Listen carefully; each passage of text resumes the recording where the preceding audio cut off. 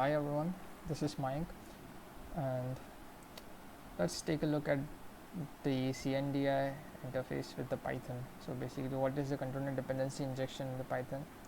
Before understanding that, we should be able to understand what is the actual dependency injection we talk about. So okay, let's take an example for any app. We have an app which has two objects, right? This is the object 1 and this is the object 2. That gone too far. No problem. This is the object 2. So the problem in here is actually this object 1 is basically dependent on this object 2. So before initializing this object 1 itself, this object 2 should be initialized, and we'll have to manually put it into the object 1 instance by using a constructor or a setter method, right? But this is not the problem. So let's suppose if we have multiple objects that needs to be configured in the same way, we could not directly push it into the objects. We'll have to do it manually, and to reduce this effort, we created a design pattern which we call the dependency injection. So what we do it in the dependency injection is basically we at the startup of the application itself, we define some beans which are dependent on some object. So basically this object 2 is one of the dependency for the object 1, right? So we create a bean for this object 2, and wherever required we auto-write that dependency into the object 1, right? So going ahead with this further documentation, what we have done, and here we have created a normal class test bean, and we have defined the bean for that specific class, and at the time of auto I will just create a setup method, and inside the setup method parameters we actually define the type of that bean which we are expecting, and we are initializing the application for ourselves. So this is for the single example. If we have multiple scenarios or multiple objects, so to reduce the manual effort there, we can use the dependency injection concept into the Python. So let's go ahead with this. We'll be creating a Flask app, and inside this Flask app, we'll be creating a bean for the MQTT client. I have already been running my MQTT broker in the background in the Docker container. So in this app, what we'll be doing, we'll be initializing a bean for the MQTT client, and whenever we have this event trigger from the browser or any REST request, we'll be posting a specific message. Let's say as of now, we'll be just posting the timestamp as of now into that event topic, right? So let's go ahead with this. So to actually use the dependency injection, we'll have to create a bean object for it. Let's create a Python package beans, and inside this bean, what we'll be doing, we'll be creating a getter method for that MQTT client, right? So let's say we have a def client, and inside this MQTT client, so suppose if I have any other dependent variable also into this, we can go ahead and specify, but as of now we don't. So we only require to have this method as a return with no parameters, and the object which it will be returning will be as of the client power.mqtt.client. So let's create an object for that client in here directly, and we automatically be connecting to that client.connect. So inside this connect method, we can have to actually specify the host and the port. So as I said, the MQTT broker is already running in my Docker container, just so it should automatically be created and be able to return. And to actually listen for the messages also, you'll have to start the loop. So this is the normal getter method, and to actually implement this as a bean, we'll have to annotate this method as a bean using the CNDI annotations package. Okay, great. And to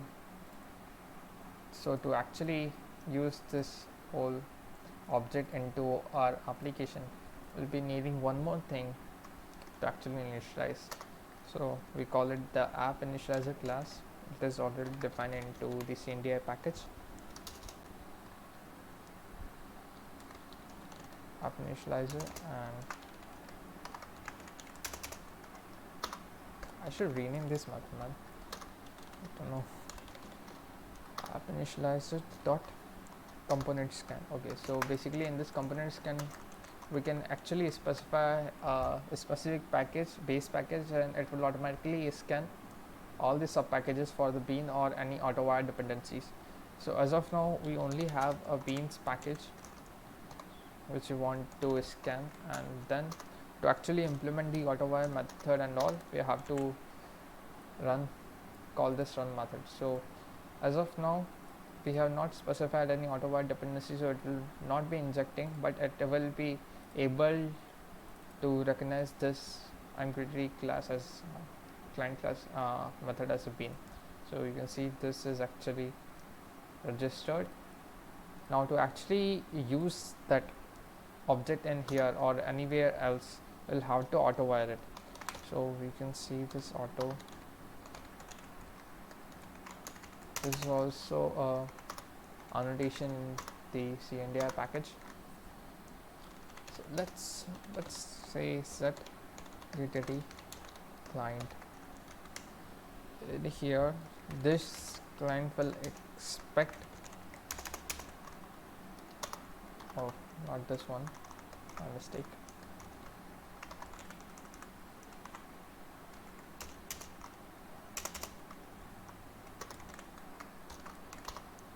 And inside this we'll be having our MQTT client. So let's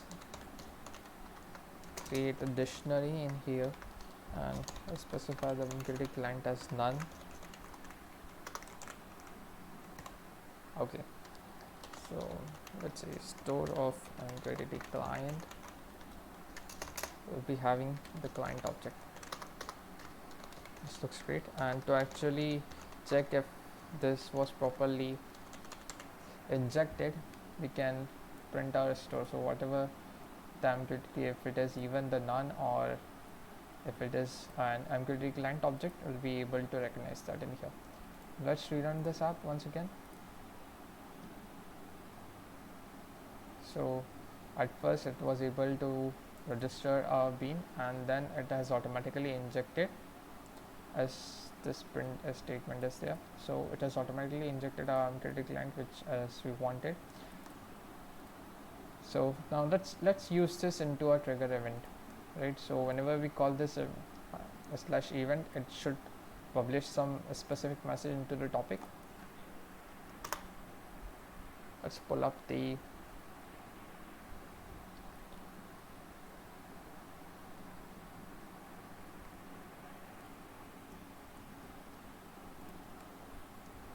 so to use that MQTT client in here, so we'll have to pull that from the dictionary. So this is our store and client. Now let's see this thing once. So this client object has a method, built-in method called publish. Inside that publish, the first argument it takes is actually for the topic, and the next argument is the payload. So let's put the timestamp, current timestamp into the topic. Okay, great. So this should work as it should be working. Let's quickly rerun this app.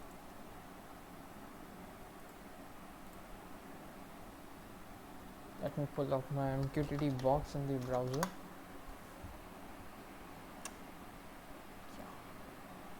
So this is the MQTT box, and see, it is already connected. I'll just add a subscriber in here. So to actually subscribe, you want to specify a topic as test. So now it will be listening to the messages at the test one. Let's pull up the Brave browser also. Okay. Yes, so here is my Android client, and then we have, so let's go ahead and trigger that event in here, 5000/event. So basically we should receive a message, but we are not receiving the message. How come? Okay, it took some time. The message is already here. Let's try it once again.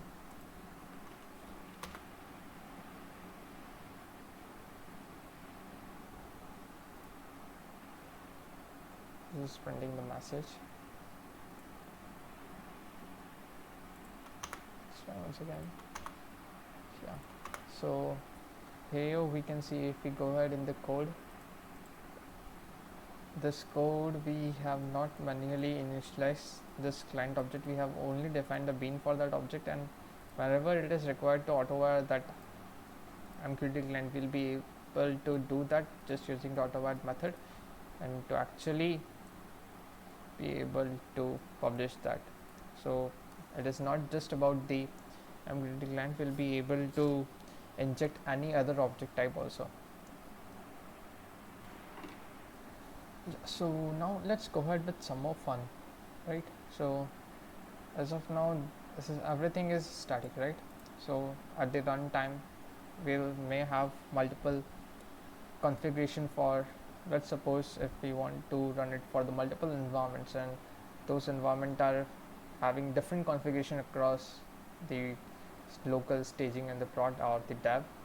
So let's create those into here. So to actually define the define multiple configuration according to the profile, or we can say multiple environments. So we'll have to define a file called the config.yaml. You can actually define it with the name, it doesn't matter, but it should be a YAML file, and inside that YAML file there is one attribute which is required. So basically this rcn.profile is actually required for checking the configuration for a specific environment. So inside this profile local, whatever we define in here, it will automatically use in the local environment, and if we define something else, so it should be used for some other environment. So let's take an example for the MQTT topic. So in the local it should be the test topic, and let's define one more attribute. So it will be the profile for the production. So prod MQTT dot topic for the production, it should be the prod test.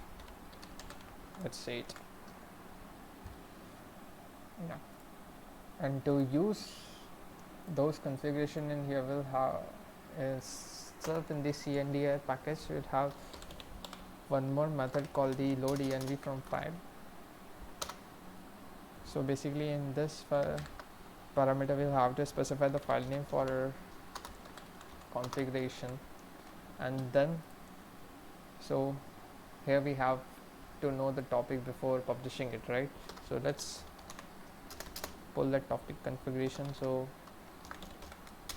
get context environment will return us the configuration for the topic. You'll have to just specify the same key which we have defined into the config.yaml MQTT.topic, and instead of pushing the topic statically in here, we can define it in here. So what it will do, it will automatically be pulling the topic name from the environment variable, and it will be just using the topic and to publish it, right? So this looks good. Yeah, so before running the application, there is one more thing we'll have to specify, that is the environment variable before running the application itself. So this rcn env-config.active.profiler is basically what we need to specify to let the application know in which environment is it running. So as of now we have only specified as local. So it should pull all the configuration only which are defined for the local. Let's run this app and test once again. So this is the MQTT work. It is listening to the test topic.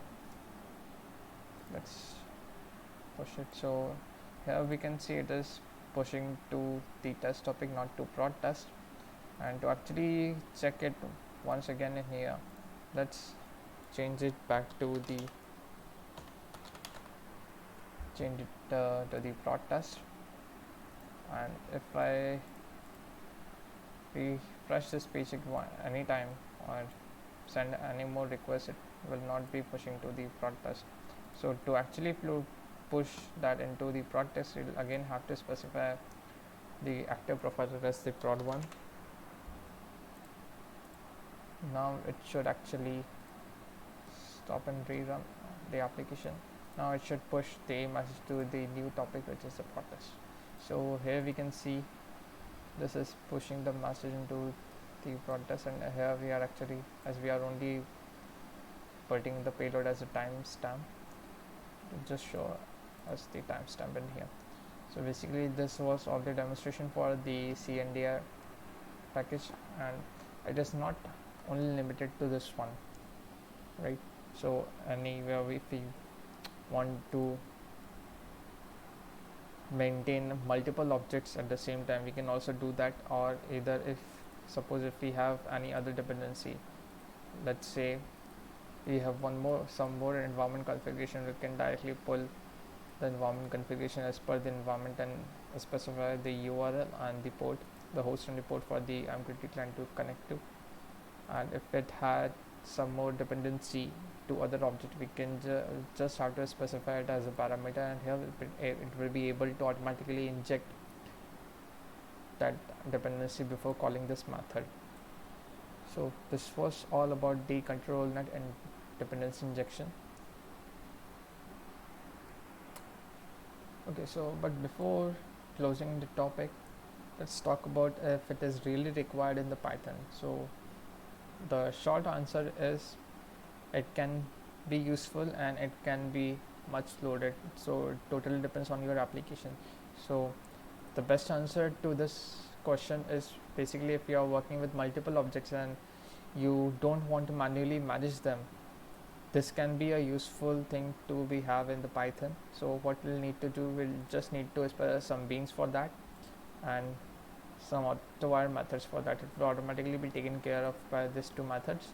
And one more thing, so we can say instead of pulling this store object, we could have directly called this get method in here. Something like this could be given give to the client.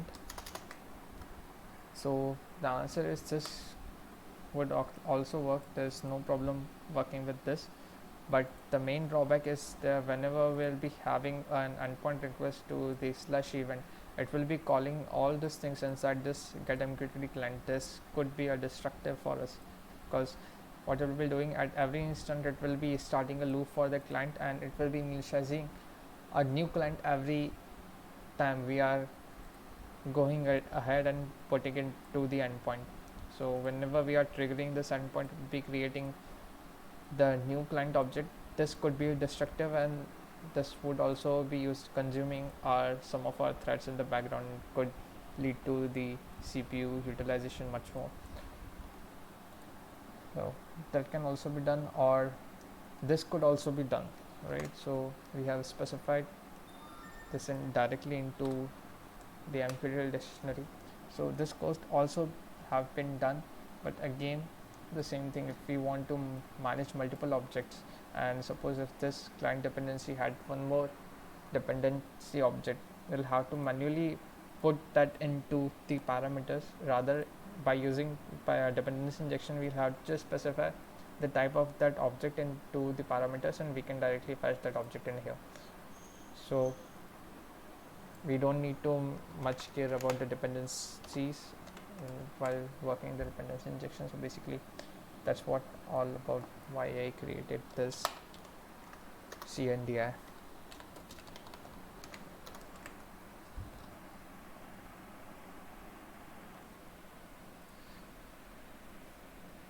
So that's all for this video, and for the future plans we have some more interesting work to do it into the CNDI.